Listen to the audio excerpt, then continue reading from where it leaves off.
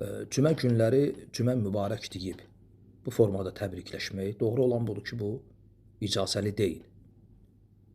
Baxma ki, bəziləri bunu icazəli görüblər və deyiblər ki, bu ibadətlər növündən yox, adətlər növündəndir və adətlərdə də əsl olan əl-ibahə, yəni halallıqdır.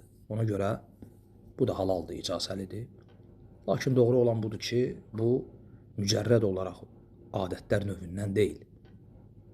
Hətta buna adət kimi baxılsa belə, bu ibadətə, şəriətə bağlı olan bir əməldir. Yəni, məsələn, biri var ki, birisi universitetə girə və buna görəsə onu təbrik edəsən və maşın ala, ev ala, buna görə sən onu təbrik edəsən. Bu başqadır.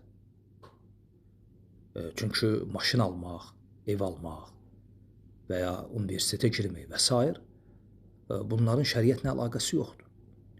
Lakin cümə münasibəti ilə təbrikləşmək bu şəriətə bağlı olan bir əməldir. Cümə günü ilə, cümə namazı ilə əlaqəli olduğuna görə.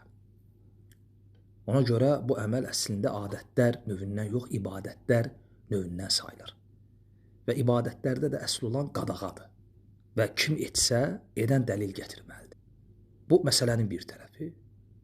Məsələn, o bir tərəfi belə dua qəsdi ilə qayda qoymamaq, yəni bunu qəlb halına salmamaq şərti ilə etmək olar. Məsələn, insan cümə günü bir müsəlman qardaşını gördü, ürəyindən gəldi, onun üçün dua elədi ki, Allah cüməni mübarəkləsin, xeyirli, bərəkətli eləsin. Eyb etməz. Lakin bunu qayda şəklinə salmaq, bunu adət etmək, bunu qəlibləşdirmək, hər cümə günü müsəlmanlar bir-birlərini görəndə cümə mübarək və s. Bunu təbrik halına salmaq, biri var dua, hansısa bir müsəlmanın ürəyindən gəldi, bir qardaşı üçün dua elədi. Bu başqadır. Bir də var bunu təbrik halına salmaq, bunu qəlibləşdirmək və ya cümə günləri, məsələn, WhatsApp üzərindən bir-birlərinə cümə mübarək deyə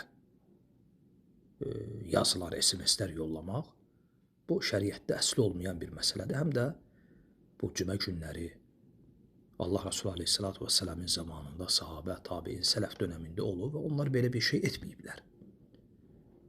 Və bu şəriətdə əsli olmayan bir məsələdir. Bundan uzaq durmaq lazımdır. Və Peyğəmbər sallallahu aleyhi və səlləm buyurur ki, mən amilə amələn leysə aleyyə əmrunə fəhvərad. Ki, bizim etmədiyimiz, əmr etmədiyimiz bir şey edərsə, ondan qəbul olunmayacaq. Həm də ola bilsin, bəziləri buna kiçik bir məsələ kimi baxa bilər. Deyə bilər ki, burada nə var? Yəni, adi bir şeydir də, niyə bunu böyütmüsünüz?